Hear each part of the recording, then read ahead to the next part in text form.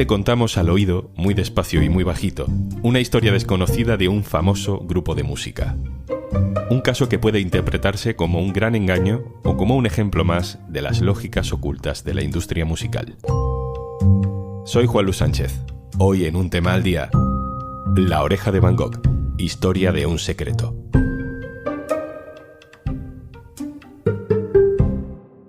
Una cosa antes de empezar. Tenemos una súper oferta para ti. Disfruta de todos los contenidos de eldiario.es y Podimo por solo 3,25 € al mes. Tienes todos los detalles en eldiario.es/promo Podimo.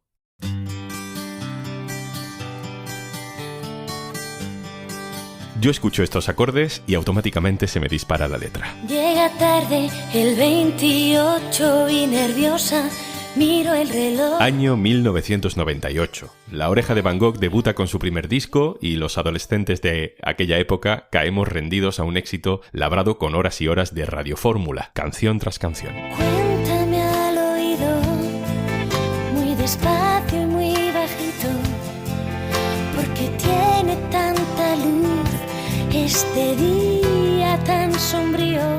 Lo poco que sabíamos de La Oreja de Van Gogh es que era un grupo de San Sebastián, lo formaban Pablo Venegas, Xavi San Martín, Aritz Garde, Álvaro Fuentes y, por supuesto, la voz característica de Amaya Montero. Esperando solo un guiño.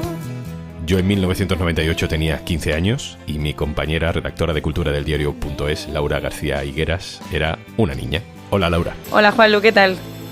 Cuéntame al oído. Una niña fan de La Oreja de Van Gogh. Sí, yo cuando La Oreja de Van Gogh empieza a sacar su primer disco tenía 5 añitos y no recuerdo ahora mismo cuál fue el primer concierto al que fui, pero sí tengo claro que se convirtió como en mi grupo obsesión, ¿no? De pedirle a tus padres que te llevaran de fiestas en fiestas para ir a verles y de, aprenderte las canciones de pe a pa, una tras otra. Esa niña fan, convertida en adulta periodista, va a contarnos hoy un secreto que acaba de descubrir. Todo empieza con una idea muy básica, sin complicaciones aparentes. Laura, tú querías hacer un reportaje sobre los 25 años del lanzamiento de ese primer disco de La Oreja de Van Gogh. Total, porque, me parecía una efeméride suficientemente relevante, ¿no? Como para poder hablar de este grupo que al final La Oreja de Van Gogh tiene su propio capítulo, ¿no? Dentro de la historia del pop español. Y, era un poco contar la intrahistoria, ¿no? Que ellos ganaron el concurso Pop Rock de San Sebastián en el 97, que con eso grabaron una maqueta que es la que Sony escucha y les llama la atención y dicen, oye, aquí hay potencial para apostar por este grupo que en realidad eran una pandilla de amigos de la universidad que se juntaban por las tardes para tocar. Y cuando ya Sony les conoce y decide apostar por ellos, de hecho fichan a Alejo Stivel para producir el disco, que fue Dile al Sol, pues fue un pelotazo y vendió nada más y nada menos que casi 1 millón de copias. En ese primer disco está el primer single de La Oreja de Van Gogh, que se llama El 28, que toma su nombre del autobús que tenían que ir a coger para ir al local de ensayo que tenían en San Sebastián. A ese local de ensayo llega un día Alejo Stivel. Cuéntanos, Laura, ¿qué ocurre ese día? Alejo Stivel se va a Donosti y va al local de ensayo donde ellos están para que le toquen el repertorio y escucharlos, ¿no? Entonces, su veredicto, por un lado, está muy bien porque les dice, oye, estas canciones tienen un potencial increíble para comercialmente triunfar, pero, sin embargo, ve que para que puedan conectar con el público hace falta que estén bien tocadas y que ellos en ese momento pues no tenía nivel suficiente. También se ve que previamente en la discográfica habían dudado sobre esto, pero que una persona, Jennifer Cés, que era la directora artística y la persona que realmente apostó por ellos y vio el talentazo que tenían y su potencial. Pero ella les convenció, entonces ya Sony dijo que sí, y en el caso de Alejo, el que propone, oye, chicos, os tenéis que encerrar, 1 año a estar tocando las canciones, 80.000 horas al día, para que quizás así, pues sí que lograran tener el nivel para controlarlas y poder grabarlo. ¿Qué ocurre? Que los tiempos de Sony eran otros. Tenían 1 mes y medio para sacarla adelante y evidentemente pues no había tiempo para mucho ensayo. ¿Y entonces qué hicieron? Pues la solución que propone Alejo es usar a su equipo de músicos de confianza, músicos de estudio, para que fueran ellos los que grabaran las canciones y que los músicos pues, de la banda pues, no interpretaran ellos los temas. Me estás diciendo que las canciones que escuchábamos en el disco y en los MP3 y en la radio una y otra vez y en los playbacks de la tele Esas canciones no las tocaban los músicos de La Oreja de Van Gogh. Pues eso es, las canciones que escuchábamos en la radio y que a día de hoy siguen siendo, ¿no?, las que cuando te pones los discos, los vinilos, en el formato en el que tengamos cada una, suena, pues no son ellos los que están a la guitarra, al bajo, batería y teclado. O sea, Amaya sí que era la que cantaba, que ella sí que... era su voz original y siempre comentan, ¿no?, que ya en ese momento tenía ese timbre tan particular, pero bueno, o sea, ellos estuvieron presentes en las grabaciones y sí que las canciones eran suyas, las habían compuesto, las letras, los acordes y demás, simplemente pues que su manera de interpretar en ese momento los instrumentos pues todavía estaban un poco verdes. Y los músicos que grabaron el disco pues fueron otros. ¿Y quiénes eran?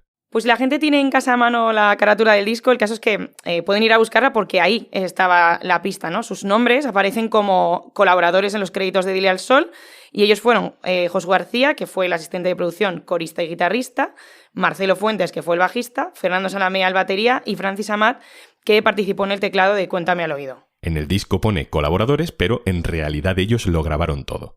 Sí, ellos eran el equipo con el que Alejo Stivel grababa, que de hecho luego pues hicieron otros álbumes como 19 días y 500 noches de Sabina y el debut del Canto del Loco, un par de años más tarde.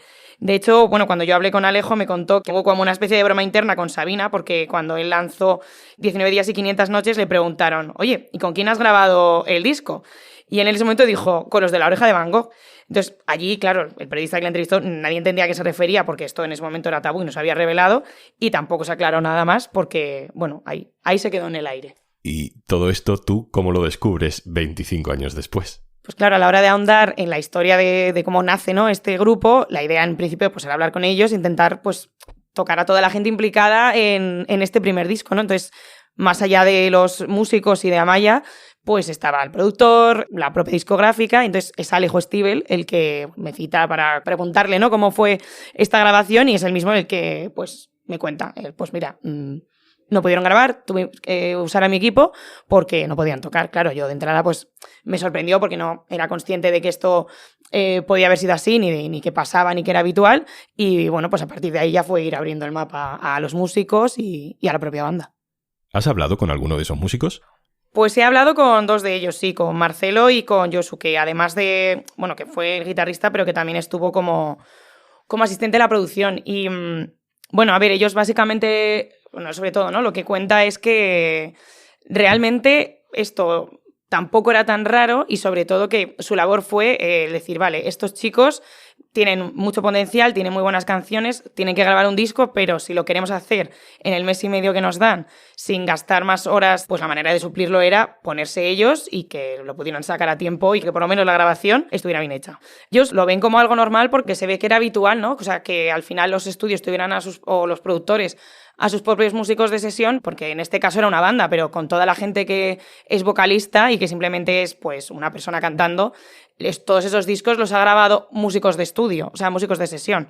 Entonces, ellos estaban acostumbrados a hacer este tipo de cosas. Aquí el cambio era que era una banda que tenían que sustituirles, pero bueno, que lo trataban con mucha naturalidad. O sea, y de eso todos comentan que el ambiente de la grabación fue muy bueno porque allí todo el mundo se echó un cable y que el objetivo era que el disco saliera adelante y que los otros aprendieran.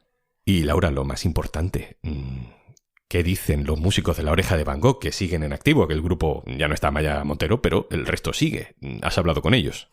Sí, he hablado con Aritz Garde, que es el batería, y también lo trata con mucha naturalidad. O sea, ellos en ese momento, pues lo dice, ¿no?, que eran jóvenes, que eran inexpertos, que al final era gente que venía de tocar después de clase, o sea, no tenían pretensión ni soñaban casi con acabar tocando un disco, ¿no? Entonces, en ese momento, pues el manejo que tenían de los instrumentos era pues lo justo para haber compuesto las canciones, pero claro, para meterse en el estudio de grabación, a tener que grabar todos los temas y hacerlo en los tiempos que se exigían, que había cosas en las que se veían incapaces, ¿no?, y que de asumir.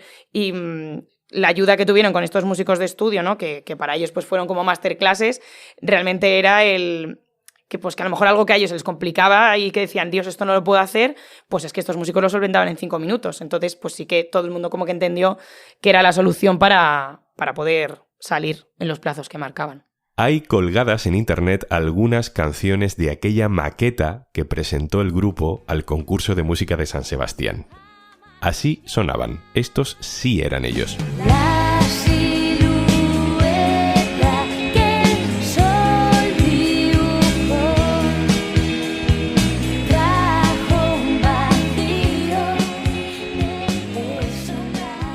he estado en conciertos de La Oreja de Van Gogh, como tanta otra gente. Te diría que algunos de esos conciertos fueron importantes, determinantes en la vida personal de gente muy cercana, así que no me digas que en esos conciertos tampoco tocaban ellos, que era una grabación de otra gente también. No, en los conciertos eran ellos, o sea, de hecho se ve que el trabajo que hicieron fue explotar al máximo todo lo que habían aprendido en las grabaciones para volver a encerrarse, a ensayar y que luego cuando tuvieron que defender los temas, tanto en platos como en la gira que hicieron, que es que hicieron 122 conciertos, nada más y nada menos, pues ser ellos quienes tocaran. O sea, que lo que vimos en directo y escuchamos en directo eran ellos y Amaya cantando como una reina.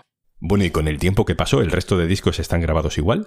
Claro, lo que ocurre es que todo el aprendizaje, tanto de la primera grabación como de toda la gira que ellos hacen, les lleva a que cuando van a grabar el segundo disco, El viaje de Copperpot, pues tienen mucha más experiencia y también cambian de productor que decide que, oye, mira, no, grabáis vosotros absolutamente todo, tenían más dinero, con lo cual también se podían permitir más tiempo en el estudio si hacía falta y con las cosas que se les atravesaban más, pues se esperó hasta lo que hiciera falta para que lo pudieran interpretar ellos.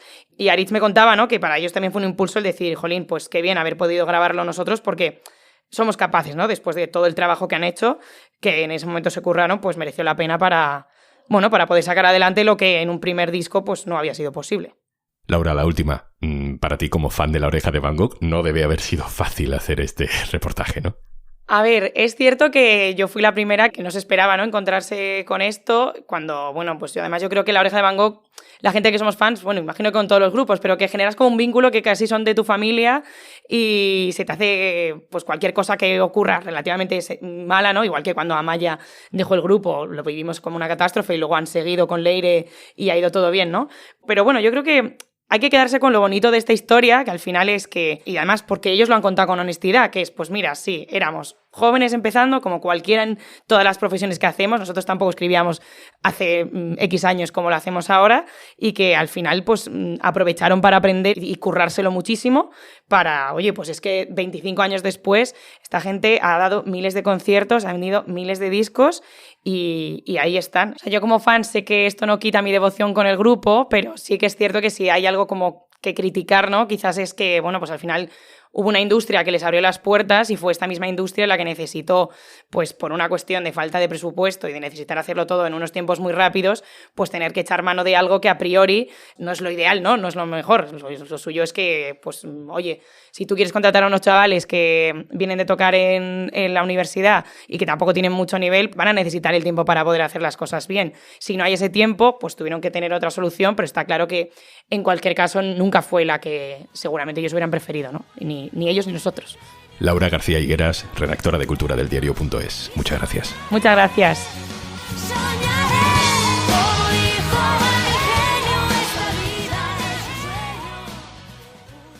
Y antes de marcharnos... Hola, soy Juanjo de Podimo, mi día favorito, el viernes, por muchas cosas, pero sobre todo por venir a un tema al día a traerte una recomendación de contenido de Podimo. Una de mis parejas favoritas, el doctor David Callejo y la periodista Eva Rojas, nos abren literalmente la puerta de su salón y debaten un montón de curiosidades. Hay algo que tienen en común Julio César y Napoleón, que nacieron con dientes.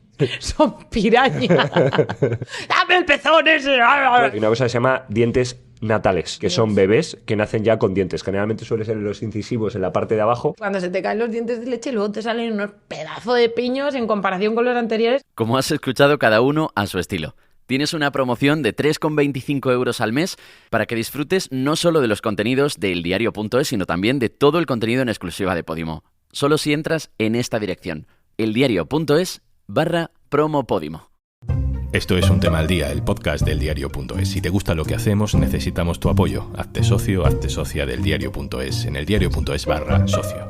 El podcast lo producen Carmen Ibáñez, Marcos García Santonja e Izaskun Pérez. El montaje es de Pedro Nogales. Yo soy Juan Luis Sánchez. El lunes, otro tema.